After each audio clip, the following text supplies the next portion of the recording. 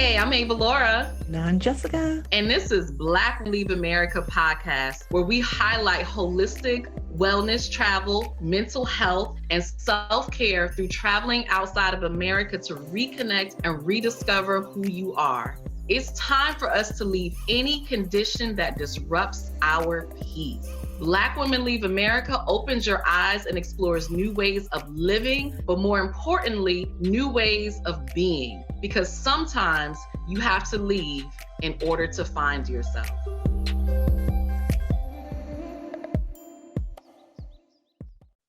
Sometimes you have to leave in order to find yourself. This is Black Women Leave America podcast. And today, you all, you're in for a treat. We have the amazing Taneah Vaughn. And for your mothers out there, for you wives, you're definitely going to want to hear her story, because I'm sure you have listened to some of these amazing interviews and said, okay, this sounds great, this sounds wonderful, but I can't do all of that. Well, you get to hear from a wife and a mother who has traveled as a family with her children and without. And she has been to so many locations. I'm not even going to name them all. She's going to tell you all about that. So welcome, Taneah. Thank you for coming out today, and just, tell our audience a little bit about yourself.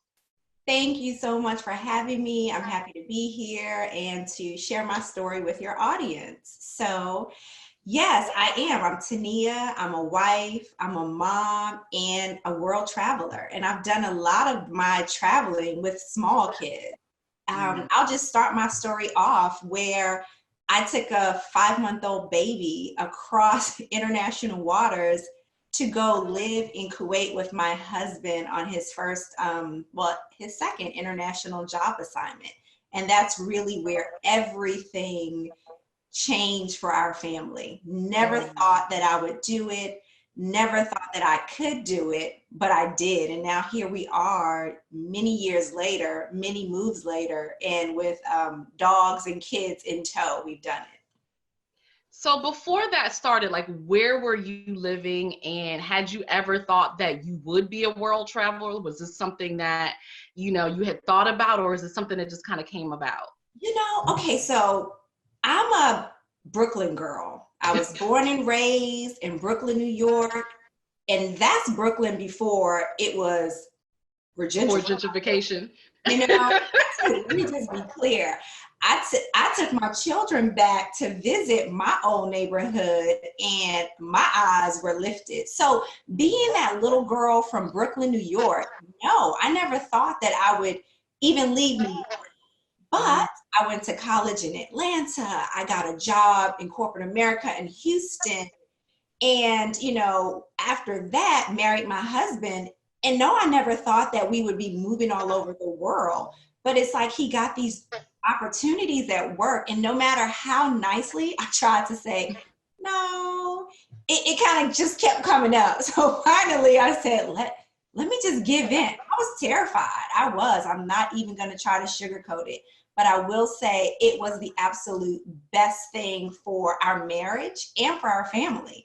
We went through a lot of trials, tribulations, triumphs, and it was just the two of us, right? We didn't have that outside influence. So we were like on this little island, and it was like, you're going to sink or you're going to swim. And it made us stronger.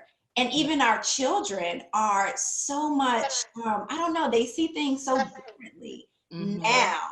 But you got to just kind of get out there, take that leap and just do it, because sitting here now, I'm so glad that I did. And if I didn't, I don't know quite, where we would be. So very happy with the decisions. Yeah, well, we cannot glaze over the Brooklyn thing. So let's talk about that. Yeah. So they call it's BK, right? Yes. Okay, BK. All right, just want to make sure I got my slang down, because I'm in California, so Okay. So tell us a little bit about the differences that you saw, and then also the differences that you were able to kind of expose yourself to by moving out of that. Because I think Avalaura and I have had this conversation offline. So many of our relatives, even ourselves, we tell ourselves we cannot, you're going to go out there, you're going to leave, you're going to go travel. We're scared for you. We're afraid. So talk a little bit about the differences in mindset you know, when you were there in Brooklyn, when it was old school, and then going back and seeing it change? Man, so, okay, when I grew up in Brooklyn, I mean, I grew up watching poverty at its best. You know, friends would have the newest Jordans or the newest, I believe back then, was it Carl Kanai? I want to say Yes. that was the hot thing, you know, just big designer, all the name brand fashions, but they may not have their lights cut on, or they may not have, you know, a meal to eat. And so that's kind of what I grew up watching. That's what I would see. But my parents did a very good job of shielding us or just trying to let us see something better. So we didn't necessarily go to the neighborhood schools, be it right or wrong. My parents decided to use the money that they had from their jobs to invest in education. So we went to a private school. So where we lived might have been, you know, one sort of bubble, but school was a different bubble. And so I was exposed to different things there. But taking my girls back, because they've been exposed to so many different things. And when they walk into a home, their first question is, where are your stairs? Because they're used to being somewhere where they can go upstairs. And so for them to see, I'm from Marcy Projects in Brooklyn, New York. Okay. So for me to take them back and for me to let them see these apartments where we grew up, and it wasn't just one of us, you know, they had their own rooms. They were looking like, wow.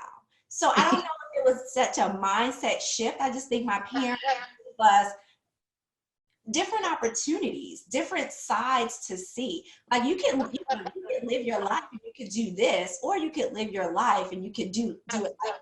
Yeah. So you make a decision, right? And I love that they taught me you don't have to end up where you start, right? You can always improve, you can always grow, and it's up to you to make a choice for your life. But it's your choice to make. Here are the things that I'm giving you.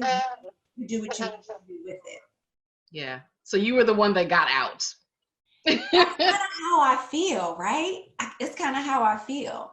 Not to say that everybody I grew up with was still there, but I was able to tap into some people that I knew from back in the day because I didn't want to just roll through without having, you know, somebody kind of with me. So I had to make a couple calls like, hey, I want to come over, you know, meet me at the train, walk me through. Yeah. And they were still there, but living life and still happy. I don't know what I would do if I wasn't able to travel and share that with my kids. I didn't take my first flight until I was in college. I was a freshman at Clark Atlanta University.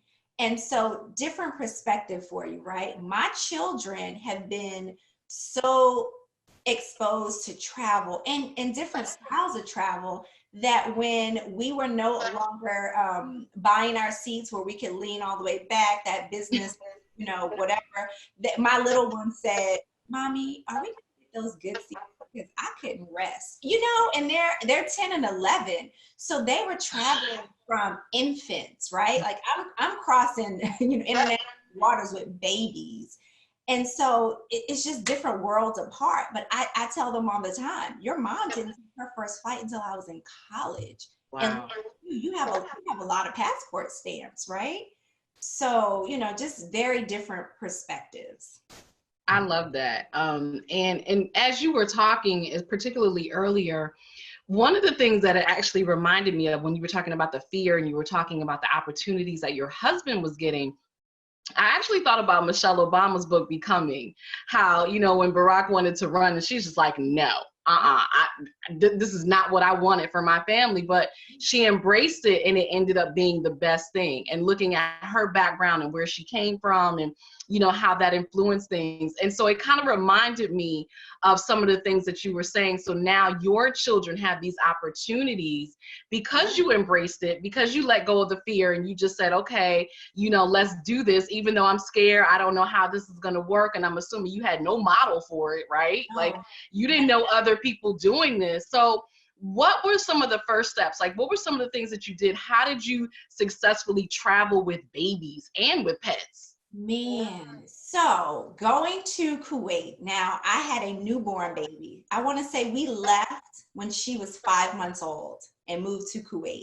Now, for me, the first thing I did when he said, let's move to Kuwait, is I pulled up the map to see, okay, let me just figure out where am I going to be? And let me be clear, we are bordered by Iraq, Iran, and Saudi Arabia. So I was like, there's no way I'm doing this. This is not happening. But I pushed through. We packed up.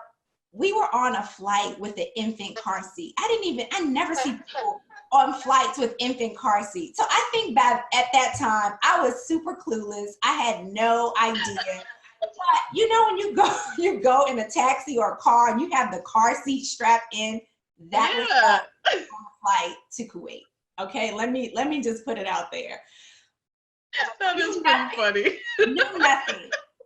4 years later, we lived there for 4 years. I gave birth to another baby in Kuwait. 4 years later, we were a pro at it. You know, we had a little bassinet that clipped on, one would lay down. You got to pack those amazing diaper bags, bring your own little snacks. You got to let them suck on anything so that their ears pop going up and down, have toys for them so that they're occupied. It's almost like packing for an amusement park, but you're going to be stationary.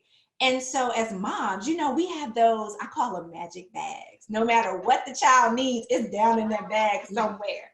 And so I always had what I considered my magic bag. I used to think my mom's purse was like that. I needed it. It was in that bag. So I tried to be like for the kids anytime we travel.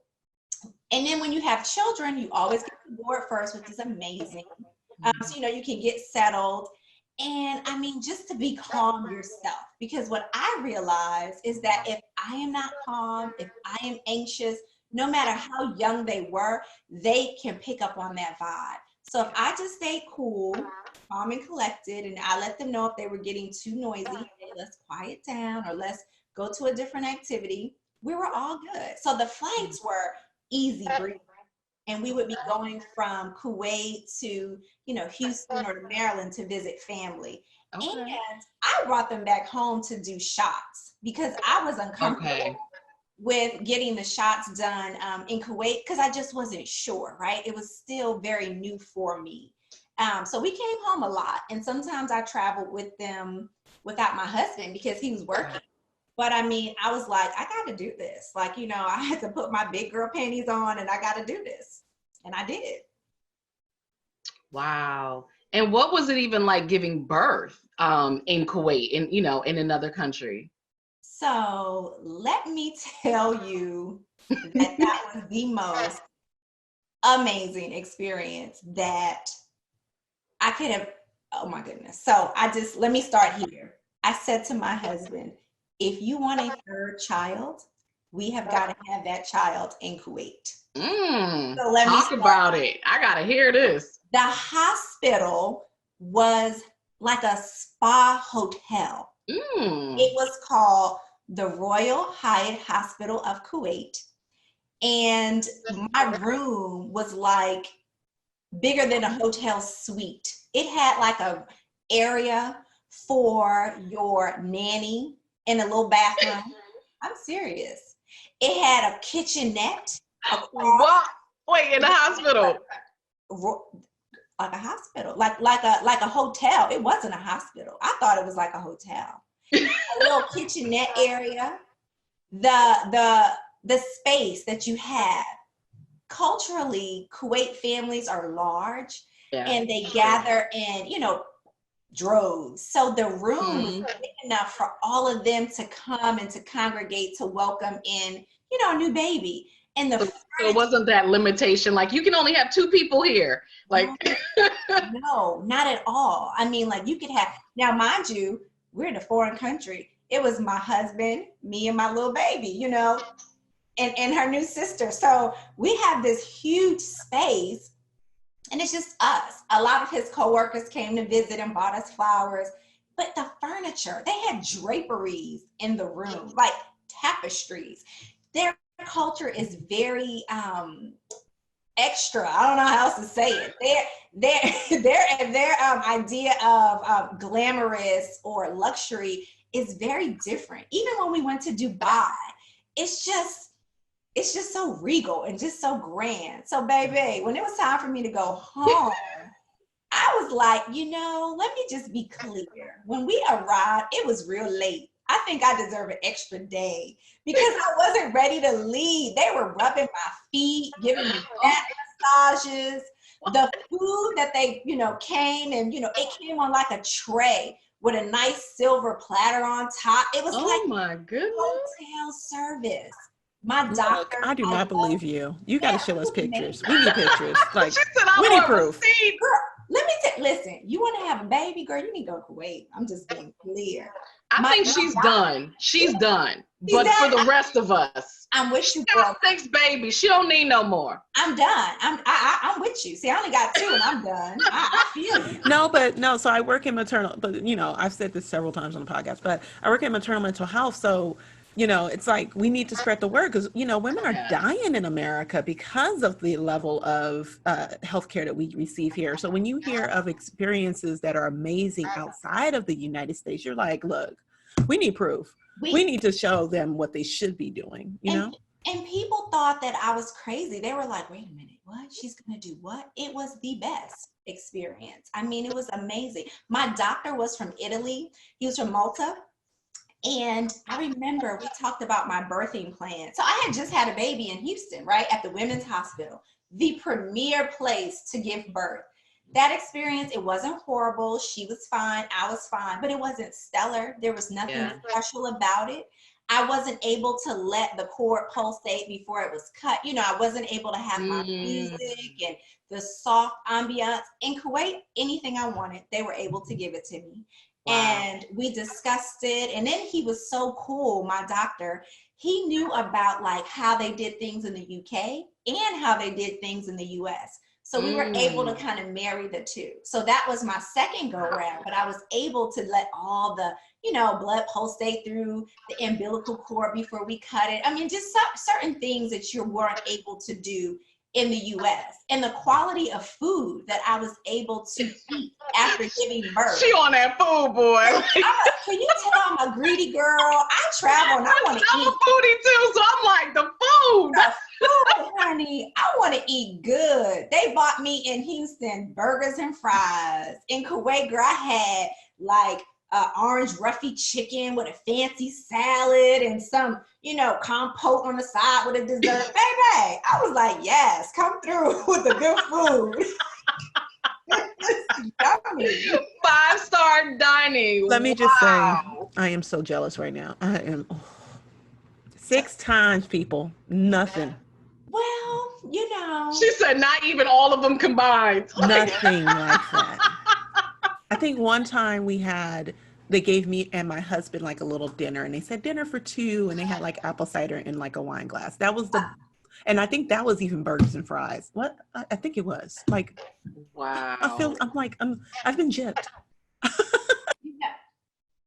I think I was there. I was in Houston. I did it.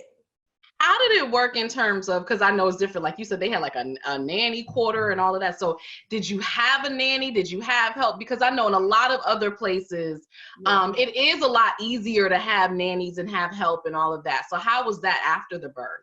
It definitely is. So even before the birth, we had help. But I was one of those crazy moms. I didn't want you touching my baby. I was okay for you to clean, and I didn't even want you cooking. But help in these countries it's inexpensive. And these are workers, third country nationals working in Kuwait, even when we were in Angola, same thing. And they will come to your house every day, and they will, do whatever you need, cook, clean, watch kids, watch the dogs. I mean, you name it, they'll do it. And the price is like amazing. So some people have nannies come live in their homes because they would maybe both be working employees. We didn't do that. We just had somebody kind of come and go, and that worked out well. I don't remember the exact price, but I do know that now being in the US, I can afford for somebody to come and help me do deep cleaning like once a month for the same price that I could over there every day, every 3 days.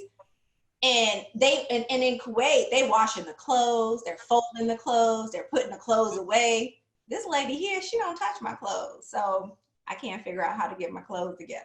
But my point is, I'm struggling, I must admit. I'm like, wow, these clothes a lot. She's like, how y'all do all of this? Baby. And speaking of how we do all this, you also have like a person to drive you, because when you're going to these countries for these assignments, they don't want that liability. So they have a car and a driver. So I might say, hey, I need some onions. Run to the store and bring me back some onions. I mean, it was a really nice, Why did you come back? The assignment ended. We gotta come. Hey, it's time to get a new assignment. Where are we going? I know. It's tough when you come back. So when you have to repatriate, I think come back home. Honestly, once you get there, you get settled, it's harder to come back home than it is to go. Once you get over your fear and you do it, once you get there and you see the flip side of life and how you are treated as an expatriate or, a foreign person in baby, you like this, I could do this. And oh yeah, those 4 years, I must admit, I was a little traumatized coming back to the US. I was. Yeah. That was my question. I'm traumatized just listening to you. I'm like, I don't want to be back. Like what? It wasn't easy. I still look, this was 2007, 8, 9, 10, 11, back then, and I'm still trying to work on those clothes. I'm like, dang, I got everything else under control, but me and this laundry, we struggle. So how was it? Because I know, like a lot of women, like whether they're from the US or whether they're from someplace else and they're coming over, a lot of times they'll want to give birth in America because they want their child to have US citizenship. So how was it when you came back and getting citizenship for your child? So in Kuwait, you would want to have your child become a citizen or get dual citizenship. However, they will have none of that because the people there get royalties from the oil, they get payments from the government, to the point of they keep the population so small, they would be what we consider very well off, wealthy, and not have to work. That is just payments from their government on the royalties and just the perks that they get as being Kuwaiti. So my baby was born in Kuwait. She has a birth certificate in Arabic, but she is an American citizen. And she's American because that's the citizenship of her parents. So if he was German and I was American or Nigerian, she would have gotten that, but she was only able to be whatever her parents were. And she's nothing, she can claim nothing from Kuwait. And then what we also got was a US birth certificate abroad. Okay. That was like her documents in English and everything like that. So, we have her whole baby book and it has this birth certificate and that. And when she meets people and she says, I was born in Kuwait, she was younger. And people would look at me and go, maybe she's confused. And I'm like, no, she's telling you right. So, but she can't have any claim to Kuwait, but I wish she could. This is great information. So ladies, if you want to get pregnant or you're pregnant, you might want to hop on over to Kuwait, give birth, and you can come on back. Baby, it was an amazing experience. And not to bore people with the whole health insurance information. However, in Houston, we had, our daughter, and then, weeks later, we were getting all these bills from the hospital, from the anesthesiologist, from the person that came to smile at you, from the person that came to change the trash. You know what I'm talking about, right? And I'm like, wait, I thought we had insurance. What's happening? In Kuwait, baby, I stayed an extra day. I was getting that good food, those good foot rubs and back massages, all of it. We didn't pay a cent, not a cent. And it was like, wait, what's going on? I see my eyes. I'm going to Kuwait. I mean, and maybe it was the way the insurance works with the company when you're international versus at home, but it makes you think, right? Like, wait, what? So, yeah, that was a whole nother issue. Our insurance was amazing. Wow. Yeah. We need to take a quick commercial break. We over here just like shaking our head like, I can't believe this. Let's take a quick commercial break and we will be right back. Woo! Oh my goodness. Welcome back to Black Women Leave America. We are just getting some phenomenal information. I think I could talk to Taneah all day about this. We have covered, you know, pregnancy, giving birth, and healthcare, and, you know, not being able to fold our own clothes and do our laundry now, like, all, you know, so many awesome things. So Taneah, you've been so many places with your children and without. What were some of your favorite places? We done talked about Kuwait. I don't know if that was the favorite, but what were some of your favorite places and why? No, okay, so that was just where I lived the longest. But you know, I think I would say my favorite place, at least for me and my girls, I would say Angola. And that's just because having two beautiful brown girls and having them live somewhere where they are not the minority, but they are the majority, and people on billboards and in malls and at restaurants and just all around look like them and come in all shapes, shades, sizes. I think that was so impactful for them as, you know, little women budding into, becoming little teenagers and so on. They were able to go to an international school. So they had friends from Istanbul and Kazakhstan and Angola and everywhere in between. And it was just such a rich, welcoming thing for them. So they weren't so bombarded with the US versions of beauty, which oftentimes doesn't include them. Now, I will say we've gotten a lot better. We've come a long way, but I still think that we have a long way to go. Yeah. So for instance, it's very normal for my kids to be in the car, and this is all up until a year ago. We've only been back from Angola a year. So we would be in the car with our driver, in the seats, looking outside the window. Everyone on the street, 99% of the people look like us. And the billboards and the shop owners and the magazines, everything just it looked like us. So when we moved back, I remember my daughter saying, "Mommy," I said, "Yes, baby." She said, what's wrong? Everybody is peach. Girl, she mean white, but she say peach. I'll leave her be. I'll leave her alone. And I was tickled to my soul because I said, the girl, she said, "Why everybody peach?" that wasn't her. She was like, "Wait, what's happening?" So I really had to talk to them, like we're in different places. And, we talked about different countries and different people. Like she was looking like, okay, but because that was her normal, even now, she'll reference something like the other day, she says, "Hey mom, my friend wants to go see this movie. Is it okay if I go?" And I said, "Let me pull up the movie to see what it is." And she said it was Little Women or something like that. So I pull it up and I'm like, this is an odd movie for she's like 12, 13. I'm like, but okay, let me just make sure it's not too far out there. She's standing over my shoulder, literally right here. And I pull it up and she looks and she goes, "Oh, I would have thought this movie was about little brown girls." And I said, "Oh, you know what? It would have been good if it was, but no, baby, it's not."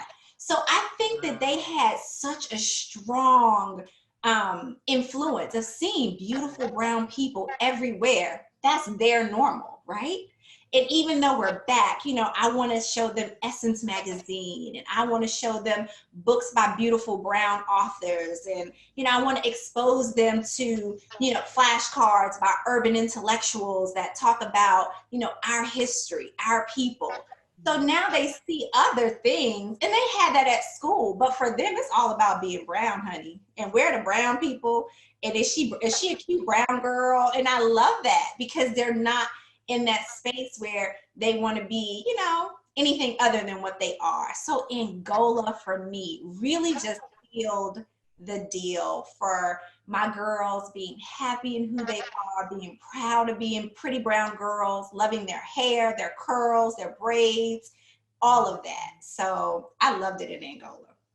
And I think that that's a great point as to why we started this podcast as well, because now they get to see you and a whole host of other women that look like them that, you know, are traveling, even though they are well traveled. You know? But, you know, we They got really more wanted to have this passport platform. stamps than us. Exactly right. But they can probably tell you about some of their stuff. They are funny. Ooh, crack me up. You know what? We might do that. We might do a little session with the kids and have that as a spinoff of the podcast or something. I think that would be really cool. You would be surprised at the stuff they say. And as a parent, you're just kind of like, oh, okay. But they say some of the darndest things, honey. They do. Wow. Black women leave American-ish. Right, the spinoff of Black women leave America. I just had so many thoughts when you said that, though, because just naturally based on their environment, you know, they have a sense of pride and a sense of, you know, just self-confidence and self-esteem and in who they are just because of their environment. So nobody had to do anything. Whereas like here, you have to go through extra lengths to make sure that that happens. And you're still not sure if what you're doing is enough.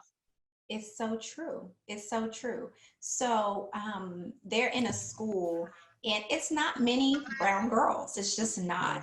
And so when they first started, they came in the middle of the school year and, you know, they had their box braids and that, and the place we're in, it's not a diverse location. So people are like, oh, wait a minute, what is this? And I'm like, you know, you tell them, don't touch your hair. You are not a cute pet. Hello, you know, if they need to understand something, if you feel inclined to explain it, okay, great. If not, Google's a good source. You know, like you're not here to educate them on all things about brown girl hair.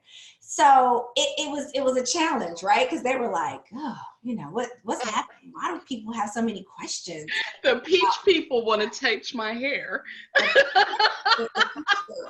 They don't understand. And I'm sitting back like, okay, this is a new tech. Like I'm in my home country and I'm trying to navigate waters that are like unfamiliar and uncharted. And I'm like, you know, like we have to form a game plan. So now it's a year later and they're more comfortable and had figured things out. But when we first got here, coming from Angola, they were like, wait, what's going on here?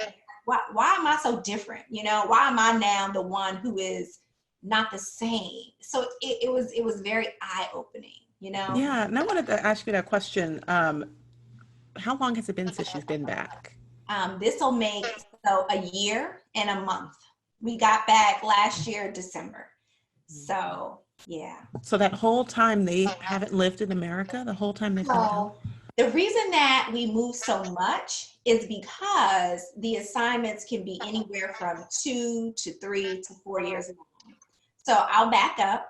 We were in Houston, and then we went to Kuwait, and then we came back to Houston, and then we were in Houston, then we went to Angola, and then Angola, now we're in California. So we're like back and forth and back and forth. Oh, and even before, I love to start it off when I had the children, but we actually got to go to Angola 2 times. So before the kids, right, shortly after their war ended, and then more recently. So when people go to Angola today and they're like, oh, this place is like the pits or whatever their perspective is, I can offer the flip side. So back when, I think it was 2005, the roads were still very new, up and coming. Like they didn't have what we consider, you know, paved roads or even highway-like roads. They didn't have malls and big shopping centers like Target-like type stores. Today, they absolutely do. And so I was like, oh, go ahead, Angola. Y'all are coming up. Do it. Like I can go to very nice grocery stores and nice malls and movie theaters. And you know that food, those restaurants, child, I was in there getting my eat on. So and these are things that people want to hear, because again, of course, you know, we don't think about these things when we think about Africa. So and you know what, just to your point, my baby said that to me. They were like, Mom, send me some more pictures, because when I showed whoever the picture of our house or somewhere we went in South Africa, they were like, wow, that's Africa, you know? And I'm like, they think that it's, I don't know, but it is absolutely breathtakingly beautiful. I mean, there's some places you go and you feel like, you know, you're a star, literally. And you can sit along the water and eat at these restaurants. And I'll never forget, I felt like, I don't know, I'm in a movie. Because I'm ordering very poorly in Portuguese, and I'm trying to get my lobster sandwich, right? Like, it's lunch and I'm gonna have a salad and a lobster sandwich. Like, really? Like, they go right there in the ocean, they catch it fresh, you can buy it off the side of the road, and it is so good, delicious. So you just have to like be open to new experiences and new things. This is not all dirt roads and I don't know, forest. I don't know, people think. You know, I mean, right, but it is real. Yeah, I mean, it's a definite stereotype. I mean, for sure. It truly is. Now, don't get me wrong. You can travel to places and do beautiful safaris and go to, you know, villages and meet and, you know, just engage with the local people. But if you want to just go and just live, you can very comfortably, I might add. And I never felt, I don't want to say threatened. I never felt unsafe.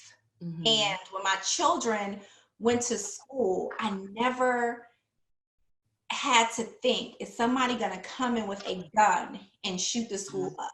That was never a concern of mine. Yeah. So being back in the US and they're having to do, what do they call it? Drills.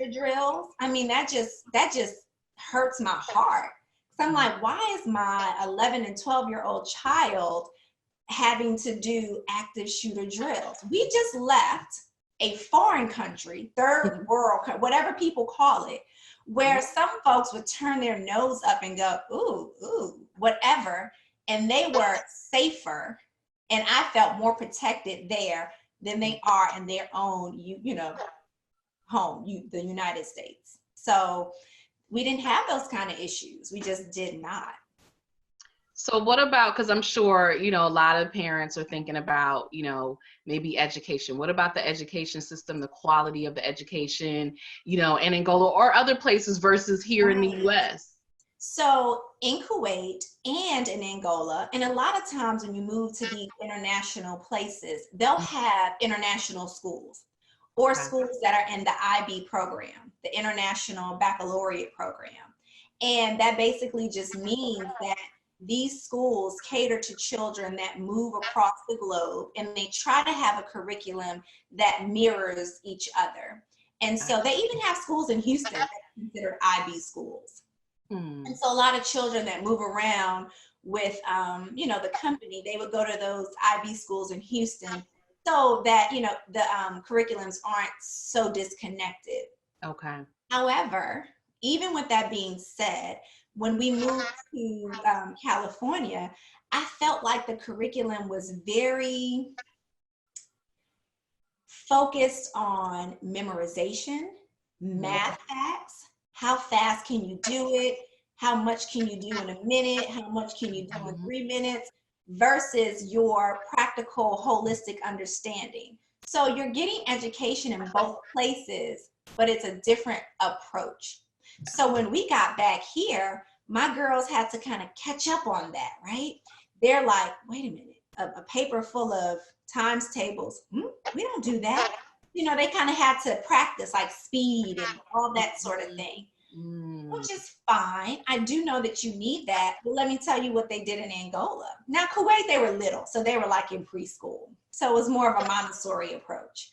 But in Angola, they were, you know, old enough to actually be doing coursework. They focus more on world skills, life skills, practical skills. They had math, science, reading, and all of that. But my kids are 10 and 11, 11 and 12 have birthdays, and they can set their alarm. They wake up in the morning, they make their lunch at night, they make their breakfast, They wash their own clothes. They fold and put away their own clothes. And those sort of skills were being built in Kuwait. One of their semester projects was, we're going camping on our school grounds.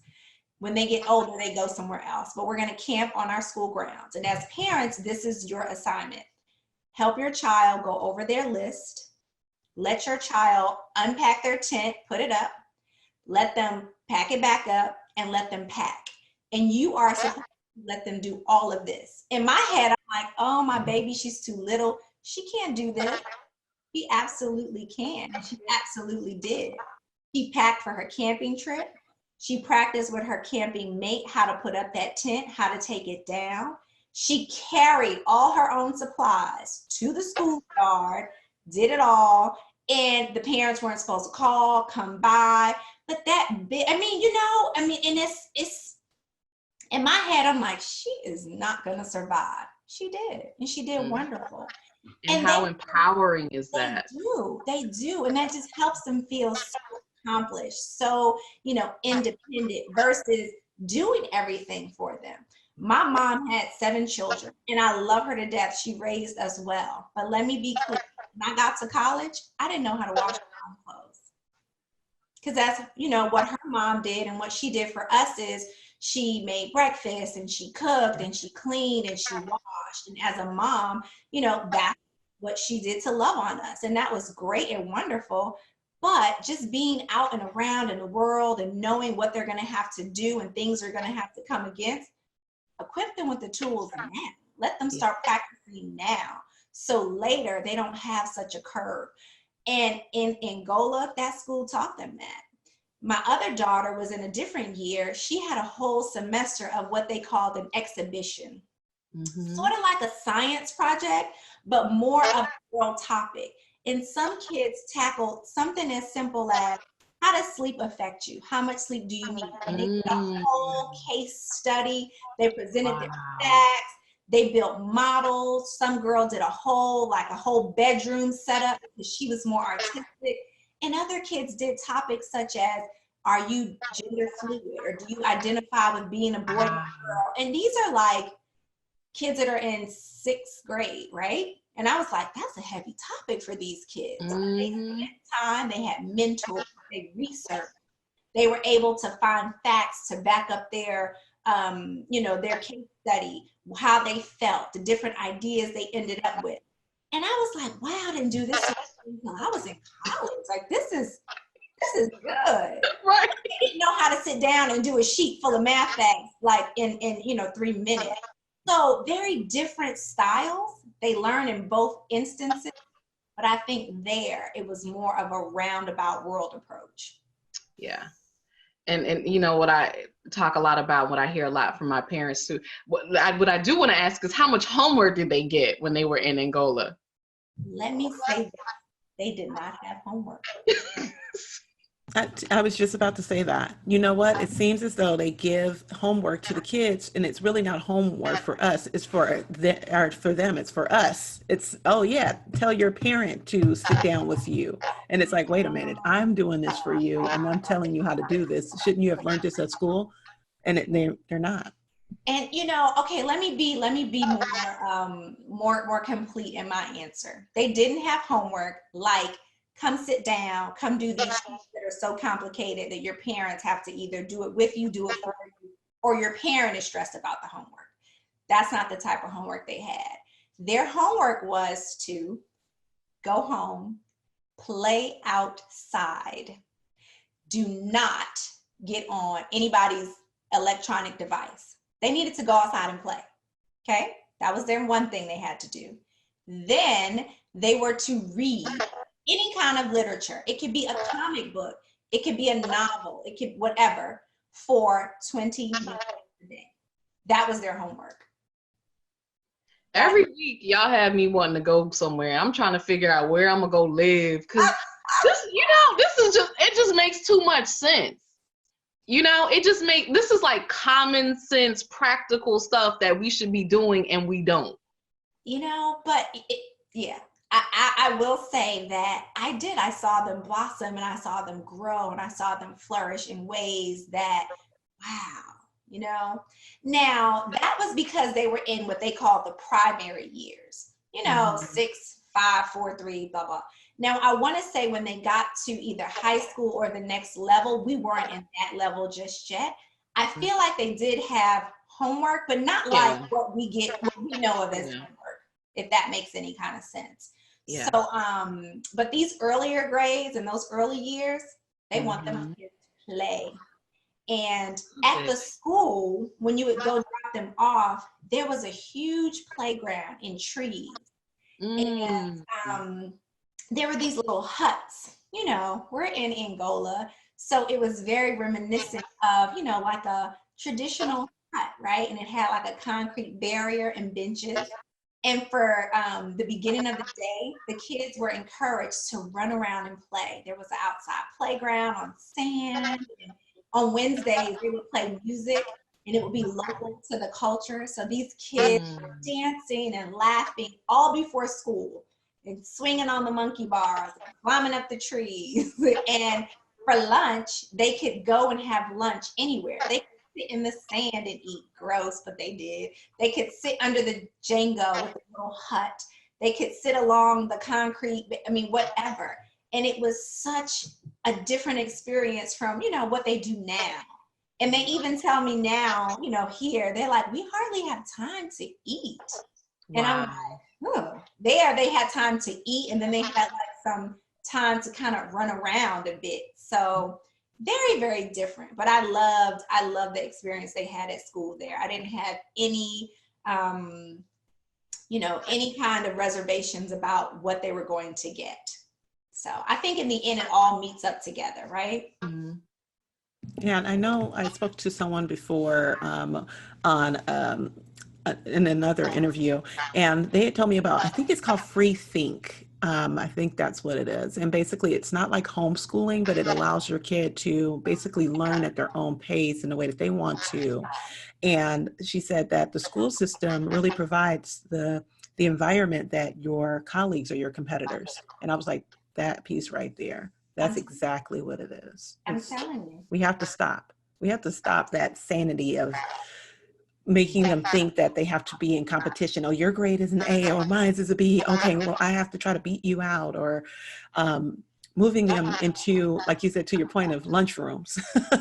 You have to sit at this table and at this spot, you know, that type of thing. So. Even their classroom setup, now that I'm just kind of thinking back, it wasn't like what we see now, traditional classrooms.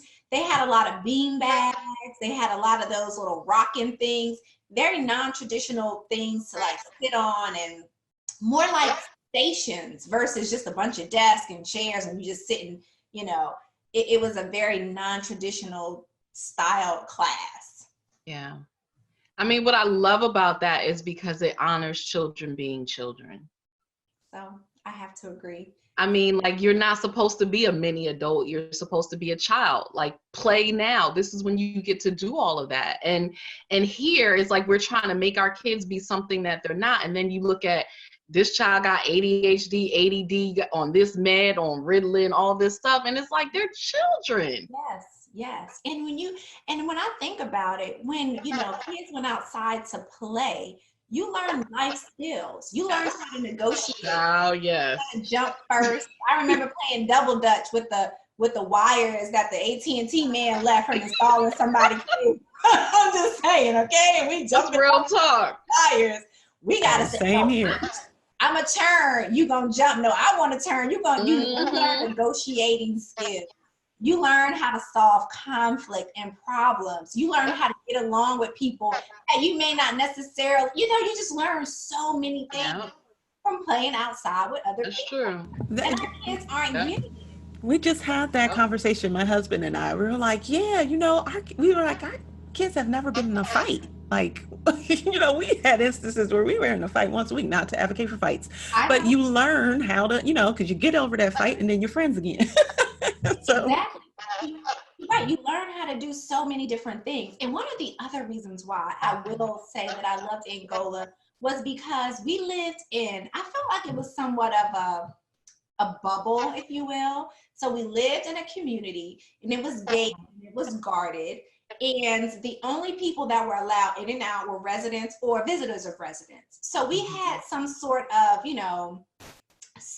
security that the children were in, kind of a contained environment. They would come home, their friends could come over, they could go over. It was a park, it was a swimming pool, it was a tennis court. I would let my kids know what time their swim lesson was, where they needed to be. I would go the first few times to make sure that they were good.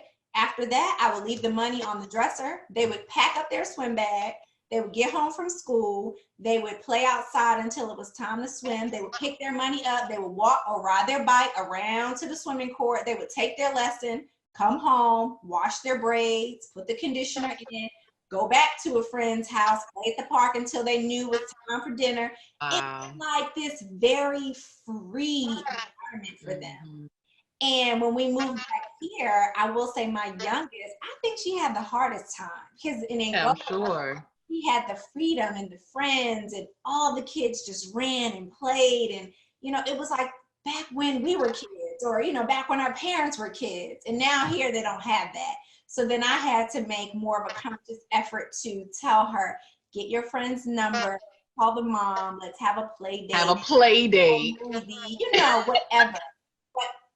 But over there, the kids could foster all of their stuff that they would do. So I would come home and to a house full of kids, or, we would just leave the doors open. The kids could come in and out. They would come in droves, and they would go from one house to the next. And if it got past a certain time, I'd pick up the phone and dial the extension to Wally's mom. Hey, it's Caden and Taylor there. And they'd be like, oh, yep, no, they just left. They went to her house. And I'm like, okay, could you tell? And that's how it was. And the kids loved it. And I did too, because they were always outside, on a bike, on a scooter, at the pool, at the park. Now I'm fighting because I'm like, get off of those devices. So I lock them. Like, I have a screen time. During the week, you can't even be on it. And during the weekend, I'll give you 2 hours. That's plenty. But when they don't have their device, they're like, we're bored. What are we going to do? Yeah. They don't have all those kids running around, right? So we miss Angola, if you can't tell. I go back in a heartbeat. I miss Angola, and I've never been. Love it. Mm-hmm. But it's just like, I'm listening to you, and it just makes me think about how so many things are manufactured. How, there's just this easy breezy, simple way of doing it, and we've lost that. And so we've tried to find substitutes, and they don't work. I know. It's true. Or how much we're being controlled. That's what I keep thinking. Control. Control is all about it. Yep. Yeah, like, I remember, like, everything that you all said, just being free. My parents didn't worry about us. All summer long, we played from sun up to sundown. They didn't know where the heck we were, but they knew we were coming home. They weren't worried about it. Exactly. And now, like, kids just home on devices, they don't know how to play. They don't know how to be kids. Yeah, if your kids were to go outside, there's no one out there. And you have this fear, right? You're like, well, it's just so many, outside factors. There's so many pedophiles. There's so many, people that are trying to commit crime. There's so much sex trafficking. You're like, is a pedophile gonna get them? Is somebody gonna snatch them for sex trafficking? It's just so many things. You either have to be that, hover parent, or whatever they call that kind of parent. Helicopter parent. Or you kind of have to watch them with binoculars, so it's almost like it doesn't really foster that environment for them to have that freedom now. So, I just taught my kids double dutch the other day, and I was out there turning, and I was out there sitting with them, because you're right. I just didn't feel comfortable leaving them out there. I was like, I have to sit here and turn. Guess I'll be the turner. So. Always. And so a lot of times what I feel in the US is a lot of the moms, if they're, they have to kind of foster a relationship, so they could say, hey, let's meet at the park. Let's let the kids play, or let's go to the skating rink, or, let's meet up at the movie, have them do ice cream or something. The kids can't really do it themselves like they did in Angola. So I'm trying to make more of an effort to do that. And I think speaks to that sense of empowerment when they can do it on their own and be successful at it. Yes, it definitely, they grew leaps and bounds while we were there. And not to say they aren't growing here in other ways, but if we could have stayed there, child, for 4 more years, I would have been all for it. I love that. Even my dogs, when we came back, I know we didn't really talk about the dogs, but even when they got here, they were like, hey, what's happening? In Angola, the community was so live. There would be walking groups of ladies, and the dog would sit out there, and they would watch the walking group. Then it would be other ladies walking their dogs, and then sometimes my dog and other dogs would go back and forth. Or we'd see them and we'd go join the group, and so they'd walk together. Girl, it's so quiet here. So they're bored. I said, I feel like I live on Wisteria Lane. Like, it's so quiet. You don't see people. You don't see walking groups. It's just quiet. So, girl, we all had to adjust. Even the dogs were like, wait a minute now. When are we going back to Angola? The dogs are like, yes. They were like, where are they? Oh, my goodness. So, yeah. Well, I have one more question before we end. We have been talking for almost 45 minutes. My goodness, but it went by so fast. This is so fascinating. But I know that, I always say on my podcast that someone either is going to send me a dirty letter or not a dirty, but send me a bad letter, right? A bad letter and tell me they're going to knock me out, or they are going to knock me out in person if I don't ask you this question. Okay. All right. How do you fund this? Are you working? I know we said husband's working, but are you working as well? How are you funding the travel? Right. So initially, we were both in corporate America. And when he got the job, of course, I had to step away because I don't think corporate America would allow me to work from these crazy locations. They want you at your desk, And so he was, doing the funding.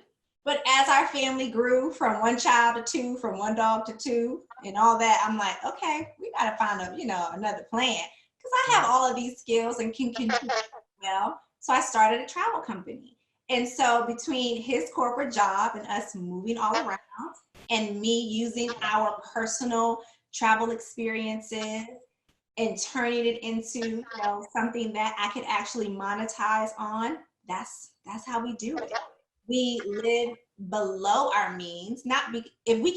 Just because we can afford it doesn't mean that we have to buy it, right? We save a lot. We stay with friends a lot. Even when we travel around, we don't have to get the largest hotel and the biggest suite. Contrary to what my little one thinks, we don't have to always have the seats that lean back. We gonna fly economy sometimes, little one. So she's funny. Bougie little kids. Amen. Let me tell you. I told her, you better get a good job, honey, or you better start your own company and make a lot of money. So, that's kind of what we do. And then also with being in the travel industry and having a travel company, I am able to, kind of catch some great deals, or be invited to certain trips to learn about certain vendors. And so, kind of have that inside knowledge on, well, they're going to do a good special this day. And a lot of times we take advantage of those. So that's how we do it. Love it. Love it, love it, love it. Well, tell everyone where they can find you and your travel company as well, and where they can find more information. Yes, most definitely. So you can find me on Facebook, Instagram. My company is My Dream Vacations, and vacations is with a Z, not an S. And again, my name is Taneah Vaughn, and if you search for me, you can find me there. Awesome. Thank you so much for coming on. And, if you're listening to this podcast and I've traveled, I have some stories to tell. We want to hear from you. We want to hear your stories. Go to blackwomenleaveamerica.com and leave us your story. Get in contact with us. We would love to have you on the podcast, as well as our merchandise. We have our shirts as well as our cups, our mugs that Avalaura has been sipping from through this interview. So make sure that you support us, and you also wear the shirt out and about. And if you wear your shirt, please go ahead and tag us on social media at Black Women Leave America. We definitely want to repost you. We want to share. So thank you guys so much for listening, and we will see you guys all soon on the next episode. Peace.